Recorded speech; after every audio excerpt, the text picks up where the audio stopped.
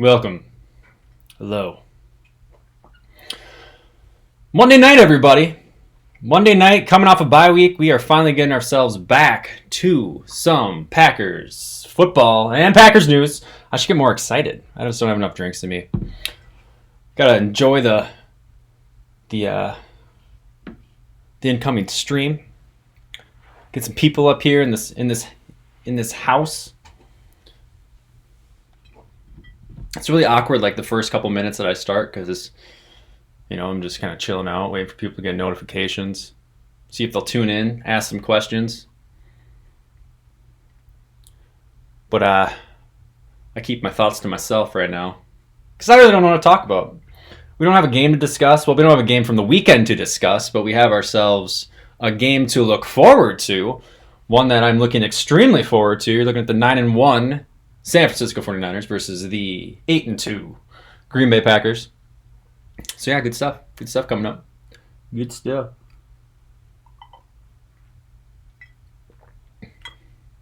So go ahead, guys. Ask yourself, ask some questions down below. We'll see if anybody comes and joins this. This is probably the slowest start to a live stream that I have had. But you'll have that. I jerry-rigged my Ethernet cable through my floor upstairs directly to my router. And the Broncos suck. Yeah, the Broncos do suck. If we didn't know that in week 5, 4, 3. Week 3? Yeah, week 3 we played the Broncos. That's probably one of our more dominant games of the season if you were a Green Bay Packer. But, I mean, what was that? What was the statistic? It was like 90-some games in the regular season when a team was down 20-0. I don't know if that was halftime or just 20. I think it was 20-0 at halftime. 90-some games that the team went on to win, and of course, the Broncos blew it. Which one thing I've learned is that I kept my mouth really quiet because I was watching that. I was kind of watching that game in the background, 20-0. Yeah. I don't want to get too cocky right now. I don't want to say the Vikings are going to suck or whatnot, but sure enough, they came back and won.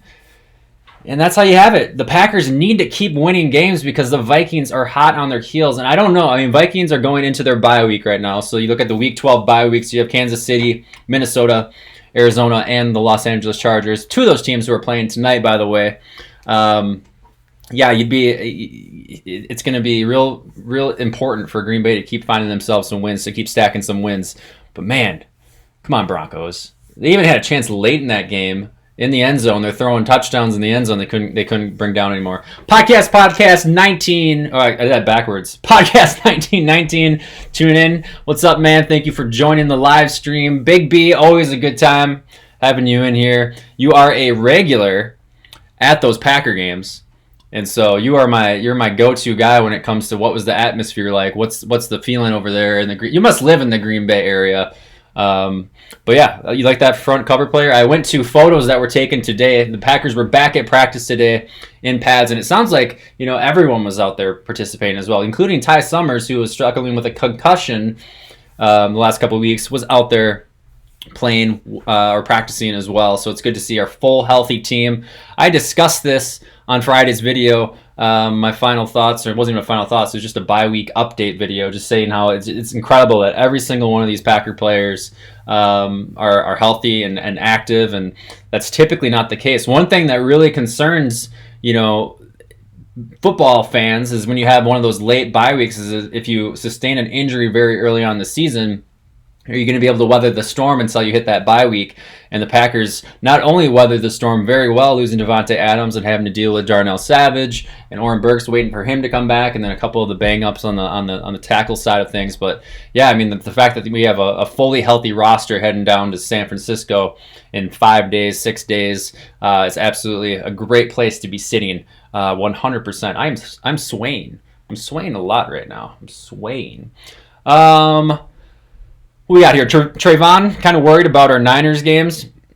You mean just the one Niner game? I don't know. Like I said, you don't have to win against the 49ers to still come away with a first-round bye. So it's going to be a great battle. Obviously, I'm going to be rooting for the Packers to come away with that one. I'm not really sure what to expect out of the 49ers, quite frankly. I mean, they've played some very suspect teams up to this point. You look at their wins on the year. Let me get this page to refresh apparently. So Buccaneers, Bengals, Steelers, Browns. Those are 4 very not good teams. And then you look at the Rams, who have been up and down. They beat the Rams 20-7.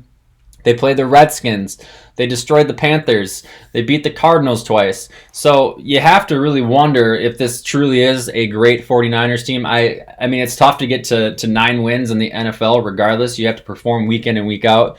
But I think it's definitely going to show with a team like Green Bay coming to town whether or not this 49ers team is truly what they say they are. I mean, if this game was in Lambeau, holy cow, do I take the Packers in probably a pretty big victory, probably like a 10-point victory. With it going to San Francisco, they did open up the line today in Vegas. The San Francisco 49ers do have a 3-point spread, a 3-point advantage in that game. And I mean, it's going to be fun to watch. It's going to be really fun to watch. Obviously, I'll be rooting for Green Bay 110%, and it'll be interesting just to see what 49ers team actually decides to show up. Big B doesn't live in Green Bay. We learned that about him, so I will not reference you as a Green Bay native moving forward.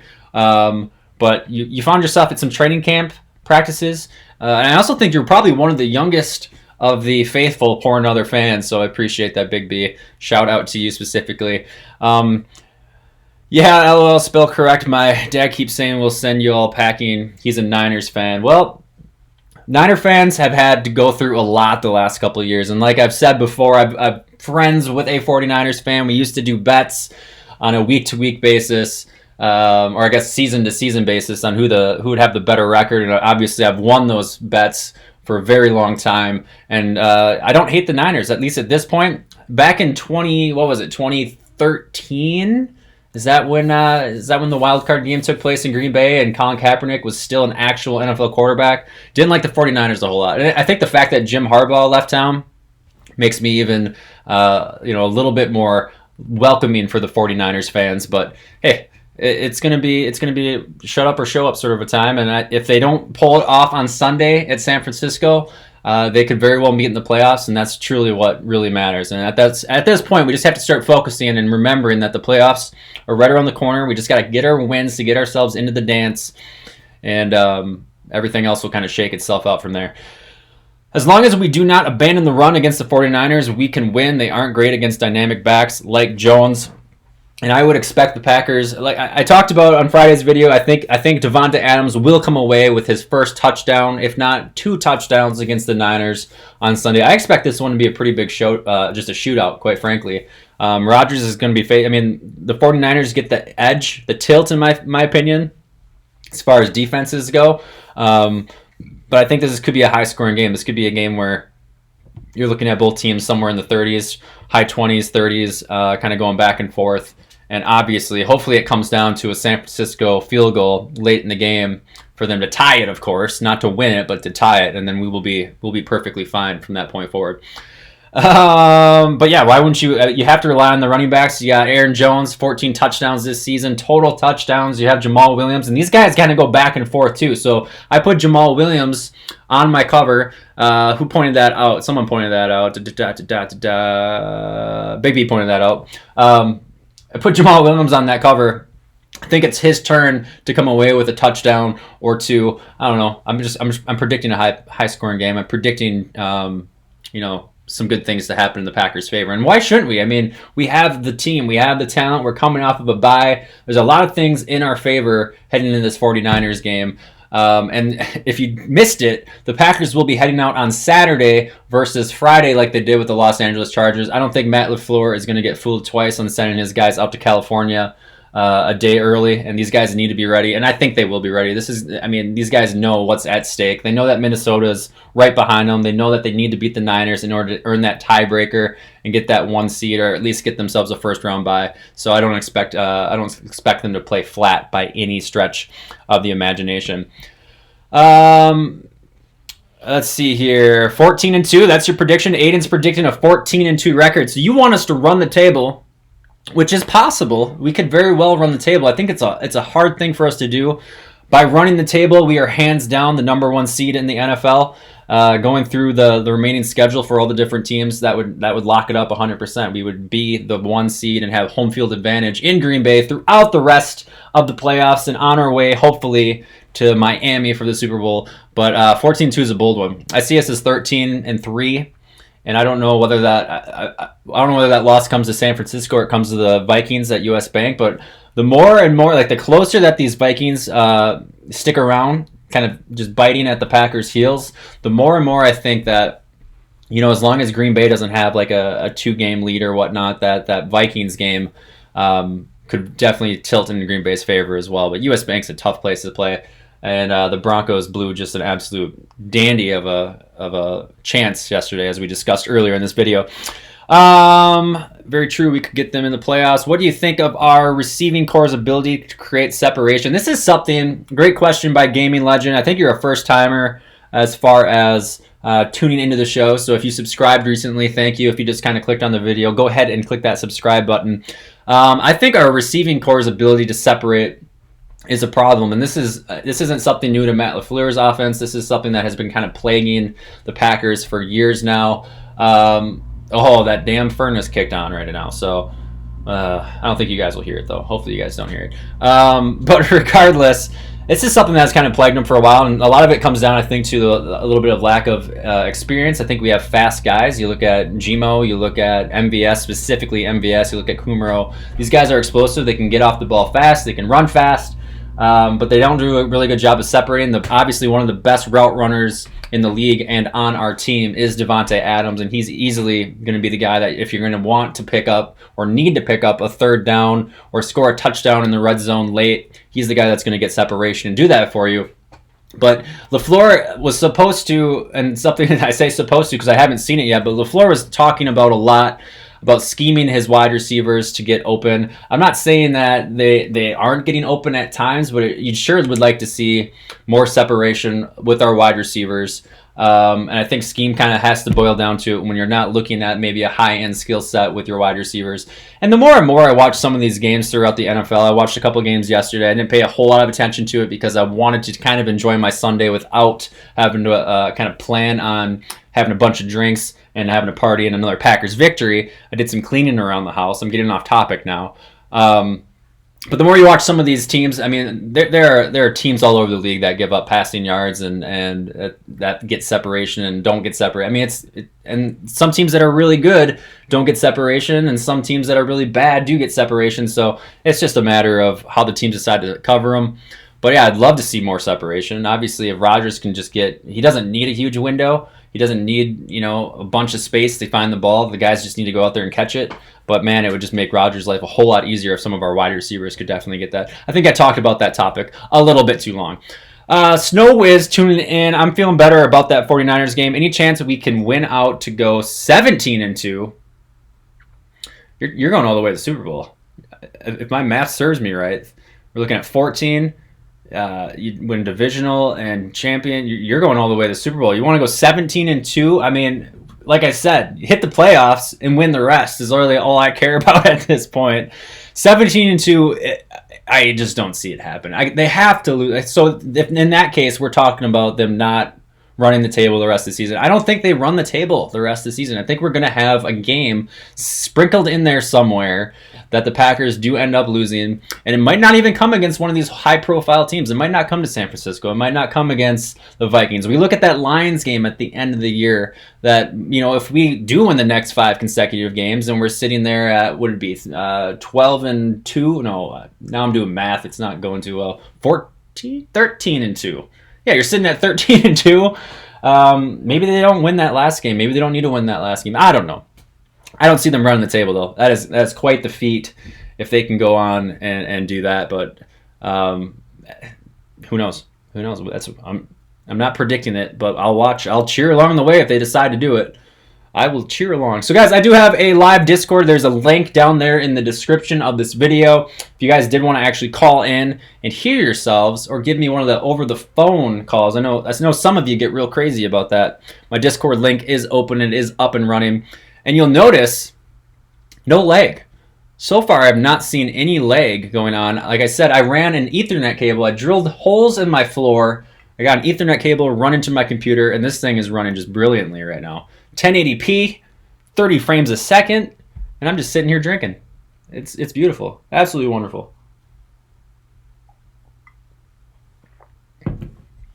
When the time comes, do you think we will sign both Jones and Williams, or just sign Aaron and let Mahal walk? As sad as that is, I mean, the time's going to come. I mean, you're looking at Aaron Jones. He's going to be due a pretty good paycheck, possibly as soon as next offseason, which would be, you know, something to be mindful of. You're looking at Kenny Clark, who has had some up and down games, but overall, when you get rid of a guy like Mike Daniels, you're preparing yourself for someone like Kenny Clark to take over at that role throughout the extended future.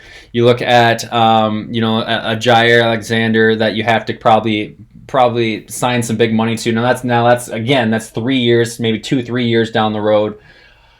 I don't know if you keep Jamal Williams. I mean, if he understands his role as the backup running back or as that second behind Aaron Jones, maybe you can sign him to a cheaper contract, maybe not. I think eventually you have to replace him. You have to let him go. If Jones continues to be the bell cow for our Packers offense, and I do think that he is far from peaking. He's only 3 or 4 years. I think he's only 3 years into the league. Draft class of 2017. So you have to imagine that he's going to be the guy for the long future. But LaFleur, I mean, let's take a little time machine back to training camp. We carried like 7 or 8 running backs on our roster at one point. So LaFleur knows the importance of having running backs. There were rumors out there, obviously, about picking up guys like Melvin Gordon. Obviously, even before that, Le'Veon Bell before he went to the Jets. I don't know. Obviously, you don't have 2 superstars, but I think you can afford to have an Aaron Jones and Jamal Williams as your 1-2 punch for quite a while now. The more it's kind of sinking in, I'm thinking about it. And you'd love to have both of those guys. Like I've talked about countless times, they both have different dynamics that do a lot for that offense and kind of keep the defenses guessing as far as how you're going to use them and how you're going to utilize them. Let's see here. Trevon calling in again or speaking up again. Yeah, the Lions always give us a problem. And yeah, they do. I hate playing the Lions all of a sudden. They're kind of that under-the-radar team that they hate Green Bay so much. They want to beat the Packers more than any other team in the NFL. So every player just kind of steps up their notch and steps up their game a little bit more. And then the Packers on the flip side, depending on how everything kind of shakes out, they don't want to deal with that shit right now. They just want to go out there. They want to get themselves a W and move on with the rest of their season. And so the Detroit games are obviously one that kind of sticks out. Hopefully Matthew Stafford continues to sit out the rest. I'll say it. Yeah, players get hurt in the NFL, and hopefully hopefully Kirk Cousins goes out. Hopefully Jimmy Garoppolo doesn't go out because he seems to be playing pretty poor under pressure these days. They got to get rid of like a Nick Bosa or something like that. That's who I want to get injured on the 49ers. But yeah, I mean the Lions at what freaking stadium is it called? Not Lucas Oil. No, that's Indianapolis. Fuck it, I'm moving on. Someone's gonna comment down below. Hopefully they don't have to go and have to worry about that game against the Lions. Moving on. Cheers from my wife. Thank you, babe. Thanks for tuning in. You're upstairs. I think you turned off the furnace, and I appreciate that. I appreciate you. Good job out there. Do you think do you watch Tom Grassi? Any chance you do a video together? Aiden, I would love to do a video with Tom Grassi. Now, Tom Grassi has really taken off on the YouTubes as of late. Obviously, he is probably one of the main guys that, I was the first Packer kind of podcast that I've stumbled across that I was like, man, that'd be something that I would love to do. It's something I would like to take on. Didn't realize at that time the amount of work and the scope of research and the commitment that it involves to run a YouTube channel would take. But absolutely, I'd love to do a show with Tom Grassi. I'm kind of thinking that this channel needs to grow in order for him to just kind of acknowledge me or consider doing a side-by-side. Maybe we have to wait till the off-season. Maybe I can catch him on a week when he doesn't have a whole lot to talk about.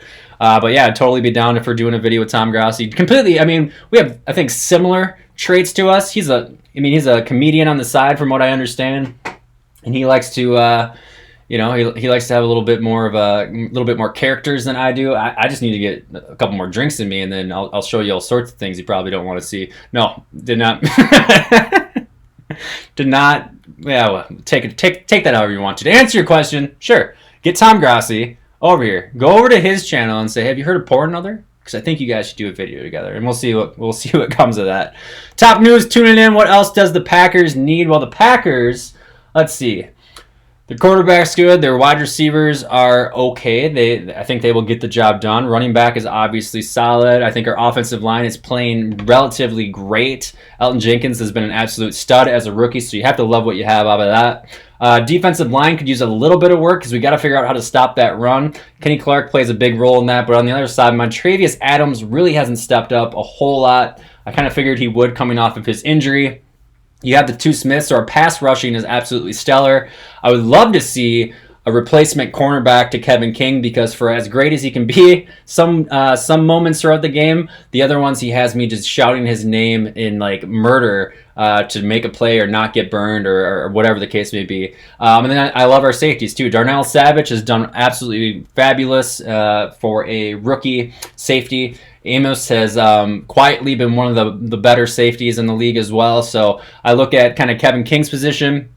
I know a lot of you would like to see some inside linebacker help because you're not big fans of Blake Martinez. I'm a pretty big fan of Blake Martinez, and then I think someone along that defensive line. It's amazing. We look at our weaknesses, and I'm still thinking that we should draft defense once more just to put this team over the edge. But outside of that, running back set, quarterbacks, I think our offense is looking pretty good. And then our tight end group too. Hopefully Sternberger starts to get a little bit more action here in the next couple of weeks, and we can start to see what we have out of that guy because I think Sternberger will be a pretty decent draft pick when everything is said and done. It's possible we don't have to face Matthew Stafford based on his injury. It's very possible. They're saying 6 weeks, and if their season is in the gutters and they have nothing to play for, it's more than likely that they will bench Matthew Stafford when that time comes along. Ford Field is the answer. Thank you for that. I don't know how I forgot freaking Ford Field over there in Michigan. Come on. I'm in the car industry. I should know that stuff. Should the Packers re-sign Blake Martinez? I was just saying that I think the Packers should re-sign Blake Martinez. And I think they can probably re-sign him for a relatively cheap contract. I mean, you look at middle linebackers in general, some of the top paid middle linebackers are making somewhere between that 10 to 15 million. I think you can get Blake for, somewhere between 6 and 8 million, relatively cheap, and he's a leader more than anything on that defense. He was a play caller and signal caller. He's the quarterback of that defense very early on in his career. He's taken that role. I think he runs with that role very well, and he's a great tackler. He's had some up and down games this season, but I really do hope that they re-sign Blake Martinez. And a serious note, I hope they re-sign him. Snow comes in to say, my first Packer game was that 31-0 loss to the Lions last year.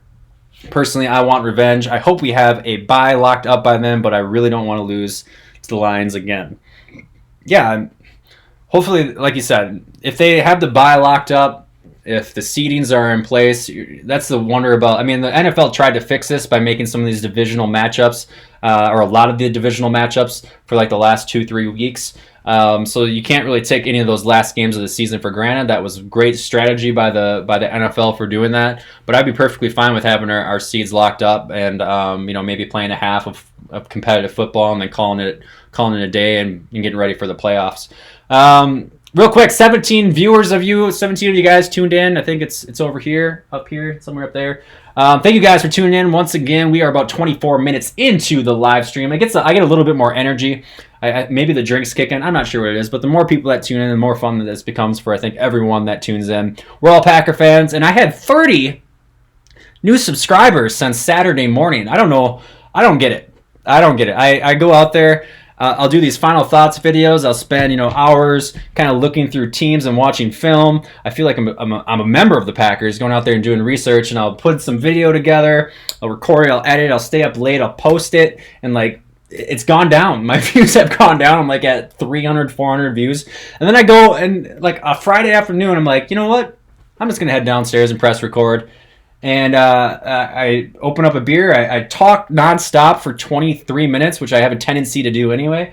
And 30 new subscribers. I don't get it. I'm not complaining. That's absolutely fascinating. Thank you guys. If you are new to the Monday Night Live chat, that's awesome.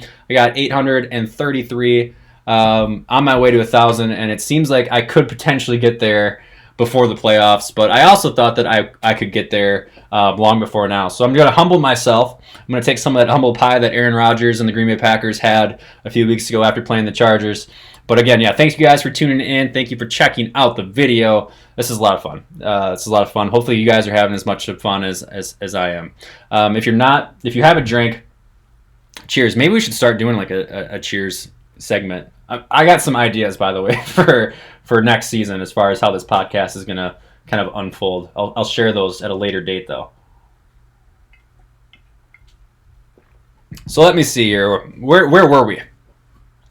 Yeah, I think we could beat the Vikings. Most definitely the Bears. I think we'll have a pretty easy time with the Bears. They've really gone downhill. And what the hell happened yesterday? Do we want to talk real quick about the benching of Mitch Trubisky? There was no more blatantly obvious move by a head coach to bench their starting quarterback than what happened yesterday. And they said he had a hip injury. Like, they are still in the game. He didn't. What, really? You're going to play that card? And then Matt Nagy had the audacity and the balls afterwards in that press conference, to just blatantly, it was lies. He was just spitting out lies throughout the entire press conference, saying that they didn't want to risk it, or it was causing him problems throughout the whole game, and he thought he could play through it. That's a bunch of baloney. Mitch Trubisky, baloney. Just, I can't believe that happened. That was crazy.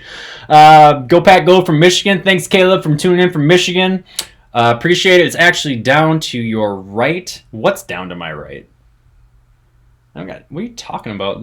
I was talking about this up here. That's what I was talking about. Stay with me, guys. Stay with me. I swear it'll get better.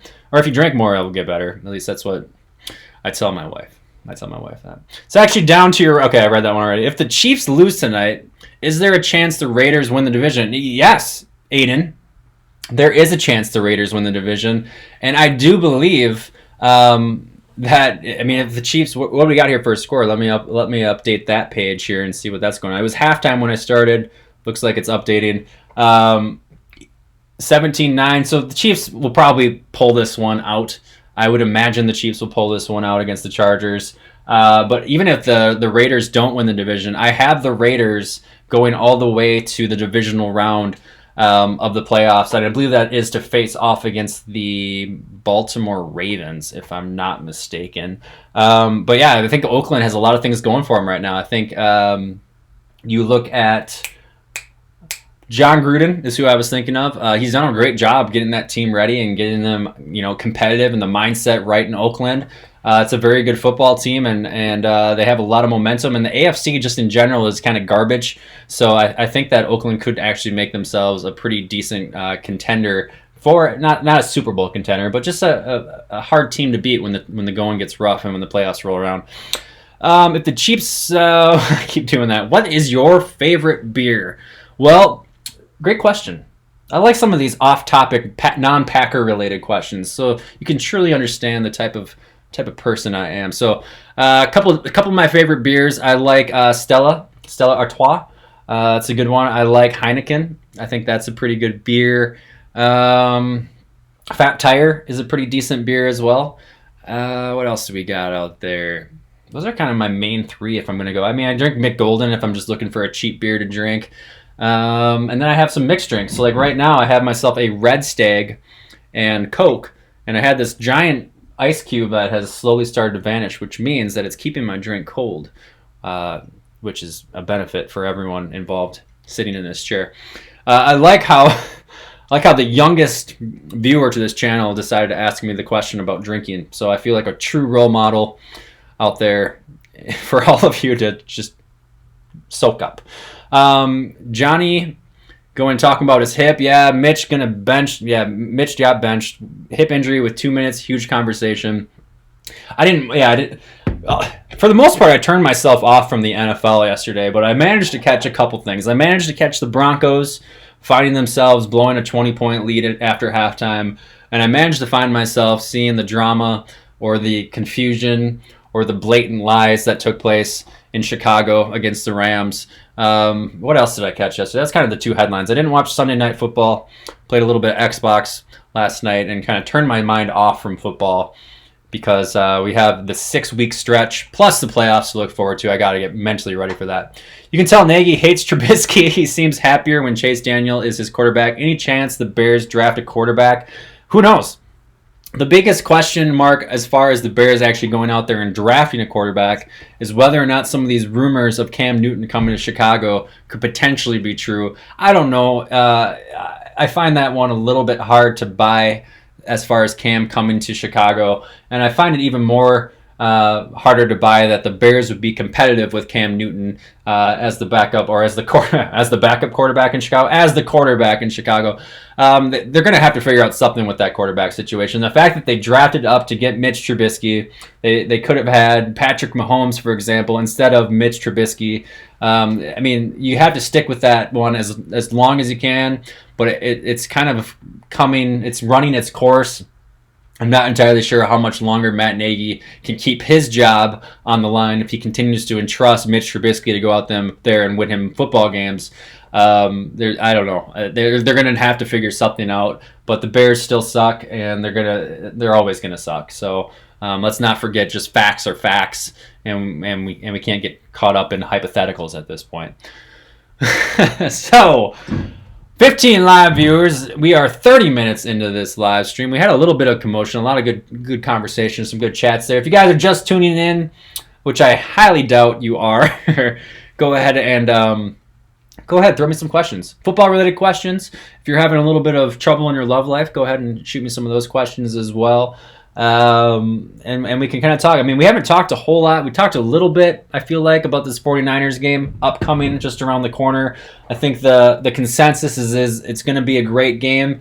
A little bit of uncertainty between both of these teams. I think more and more people are starting to think that Green Bay has a chance, which they should think they have a chance. I don't know why everyone's afraid of this big, bad San Francisco 49ers team, because like I said, they haven't beat a ton of quality opponents so far this season.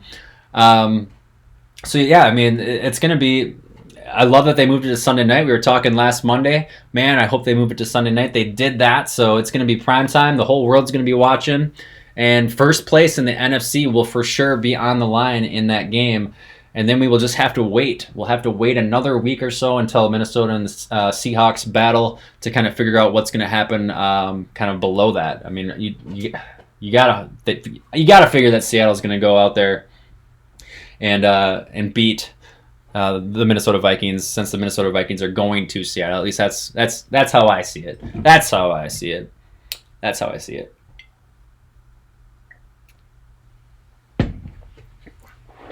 See, Trevon thinks we have a chance against the Niners, and I think you do, because I believe, if I remember correctly, you were the one whose dad is the 49ers fan, and I'm getting my facts probably messed up somewhere along the lines, but going back, the Lions always no, maybe your dad. Is your dad a 49ers fan? Because I can't remember right now. So what do we all think about the rest of the teams in the NFC? I mean, if you guys had to go out there, I kind of put out on my last video kind of how I saw the rest of the season shaking out. It's how we saw. Okay, yeah, good. Trevon, your dad is a 49ers fan, so yeah, we have to beat them. It's only right for us to go out there and beat them. But we look at the top 6 teams right now: 49ers, Packers, Saints, Seahawks, Vikings. And then the Cowboys are currently the 6th best team in the NFC. So if we're going to talk about some, that wild card team, or it might not even be a wild card team, it's probably, if we're looking at Dallas and the Eagles, one of those two teams has to win that division, because it sure as hell ain't going to be the New York Giants, and it's not going to be the Washington Redskins. So which team comes out of that battle? Because I have my money on the Philadelphia Eagles. Even though they came off of a loss against the Patriots yesterday, I predicted that they would come off of a loss. I think I predicted that, let's see if I can pull this up without freezing the rest of the computer here. I think I predicted the Eagles will lose next week against the Seattle Seahawks, and then they will actually finish out their season with 4 consecutive wins and make their way into the playoffs and win the division and have that 4th seed. That's kind of how I see that shaking out, and that becomes one of those things too, where you take a talented team, you take a team that has Super Bowl hopes, like the Eagles did entering the season, and you give them 4 straight victories heading into the playoffs, that is going to be one of those teams that you probably don't want to face in the wild card by any stretch of the imagination, since they will be playing at home for that wild card game. But yeah, I'll take my money on the Eagles. I think the Cowboys will find a way to self-destruct very soon, in the very near future, and then you have it. I think you're looking at Vikings, Seahawks, 49ers, Packers, and then the Philadelphia Eagles. So that was just me kind of going off topic to keep some of the momentum going while we wait for some questions to come in. Seahawks are going to destroy them. Who has the better eyebrows, Matt LaFleur or Garoppolo? I don't know what Garoppolo's eyebrows look like, but Matt LaFleur is one stud of a head coach. When we talk about what we had with Mike McCarthy, he wasn't someone that I would like to hang on my fridge and take a look at every morning when I was pulling milk out to make a bowl of cereal. No, Matt LaFleur, on the other hand, definitely wins in the looks category, and I will give him my vote for best eyebrows in the NFL, for whatever that means. 49ers almost lost to the Cardinals twice. I think we have a chance. Yeah, everybody keeps bringing up the Cardinals. I think the Cardinals are to the San Francisco 49ers what the Detroit Lions are to the Green Bay Packers. They're one of the lower ranking teams in the division. They have talent. They can give you trouble throughout the game, but ultimately, you should come away with a victory. I kind of look at that with the Cardinals, comparing well with the Detroit Lions. And I mean, the Cardinals just playing a tough division. I mean, you look at the Seahawks, Niners, Rams. You're looking at 3 potential playoff contenders, especially if the Rams can start to turn it up a notch or turn the dial a little bit as we approach the playoffs. Boy, would that be fun to see the Rams kind of knock out the Minnesota Vikings. That'd be absolutely fabulous. If not,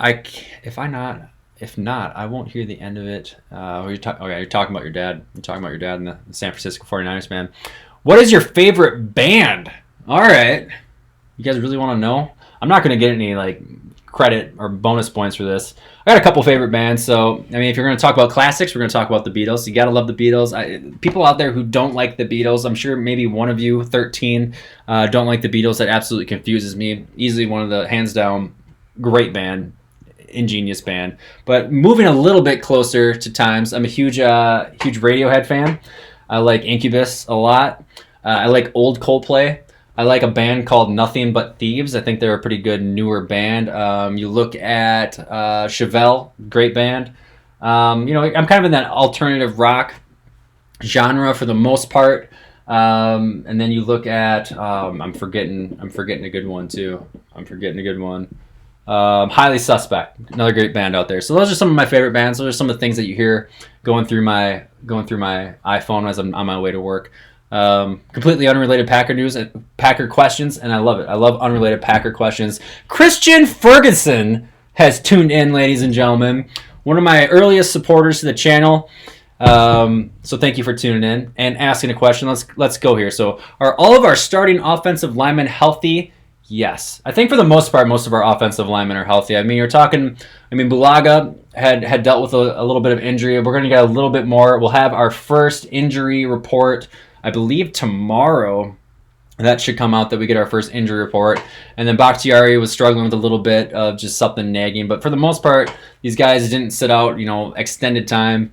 I think, though, as we head into the matchup against the 49ers, like I said, all of our players practiced today. It was kind of that first day back to school as far as the practice session goes, and I think our offensive line is going to be more than healthy when it comes to the matchup. So your second part of that question is, offensive line is key in this matchup. Bosa and the 49ers pass rush is brutal. We need our star tackles to have a phenomenal game. And I think in general, the players on the Packers roster all know what's at stake on Sunday night. I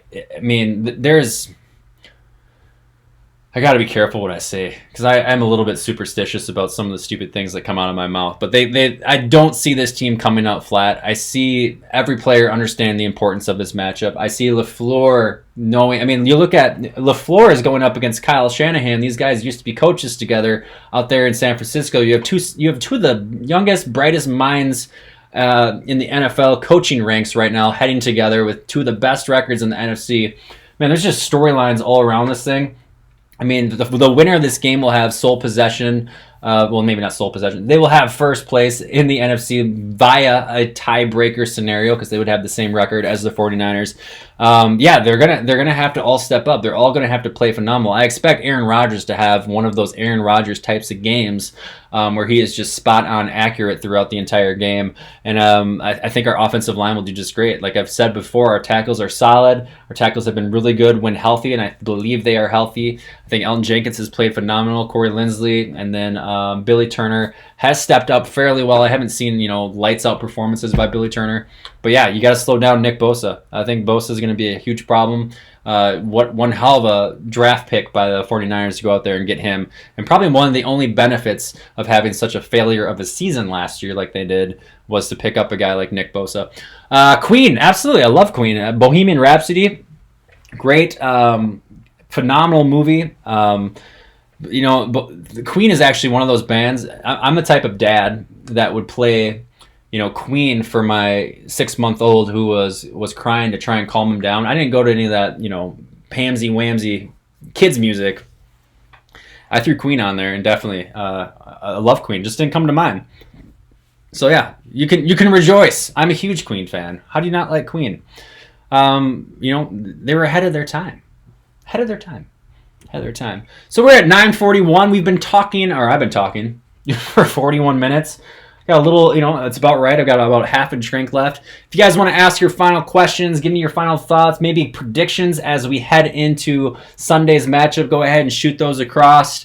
Anything that you feel, from your side that the Packers need to look at or focus on as we face off against the 49ers, go ahead and hit those questions over here. I'll probably talk for another 5 to 8 minutes, and then we will wrap this thing up here in the very near future. And you can get back to watching. I'm going to go back and watch. I think the Chiefs are running away with it, aren't they? I think the Chiefs have completely decided to play football.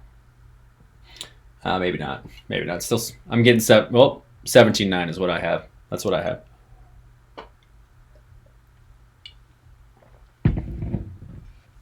Do I feel like this is the best coaching staff and team we have had since 2011? I think it's close. I mean, there's something going on with that special teams, though, and I don't know if you can put the blame on talent. I haven't dived into a whole lot, but Sean Manega needs to really figure. That's how I pronounce his name. I'm not sure if I pronounce it right or not. He's got to be under a microscope right now with how the kick return side of things is going, how the kickoff coverage is looking. I think for the most part, I love that we have a young staff, and it could very well. I mean, if we're just going to talk about how I feel about our coach, when you look at Mike Pettin, when you look at Matt LaFleur, I love the success.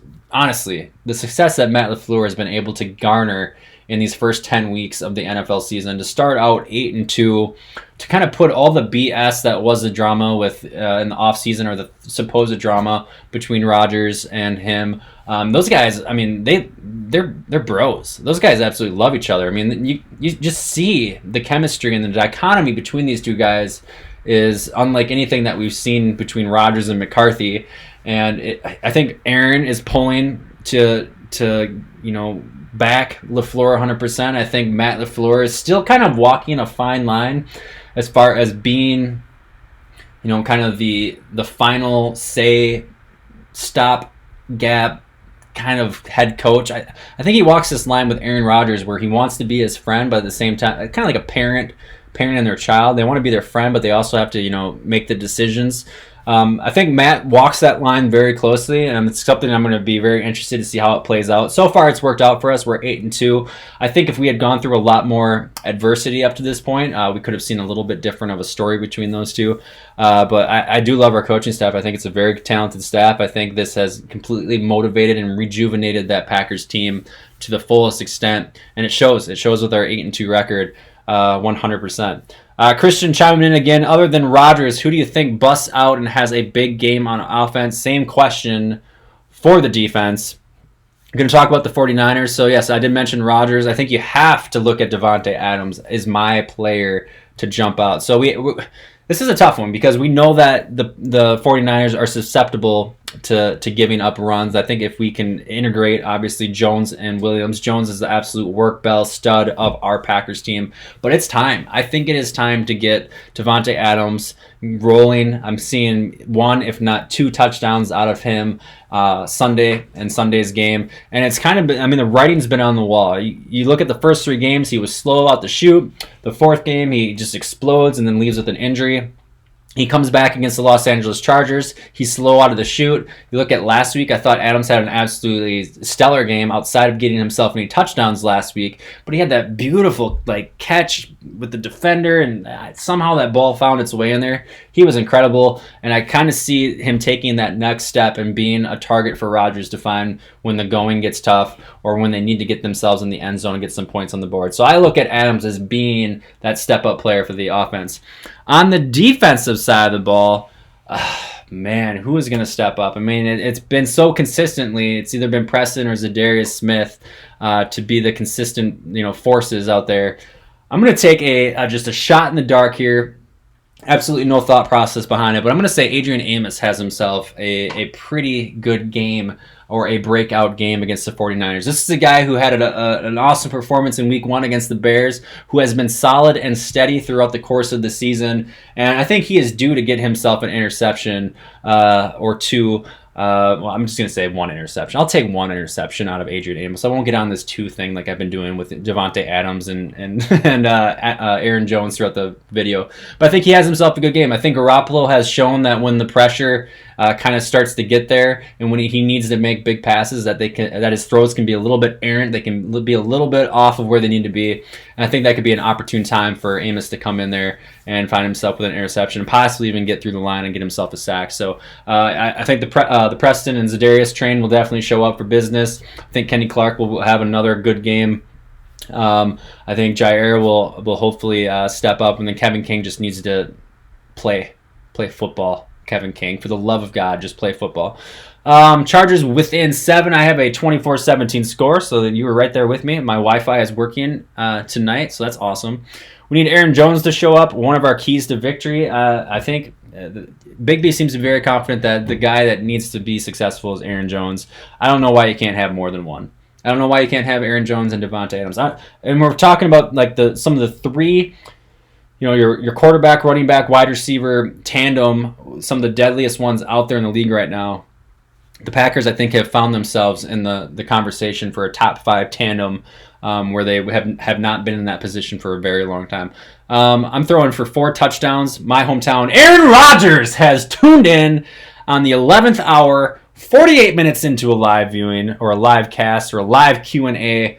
Aaron Rodgers tunes in, and why wouldn't he? He's not watching game film. He's watching Pour Another Packers podcast. And thank you for tuning in, and thank you for being here. So with that is my last comment. 48 minutes down. I'm starting to lose my voice. It's been a lot of fun. The video has not lagged, which has been a huge victory for everyone who has tuned in tonight. I will have my final thoughts video on Friday, as always. And until then, thank you guys for supporting the channel. Thank you if you are a new subscriber. Thank you for tuning in if you tuned in.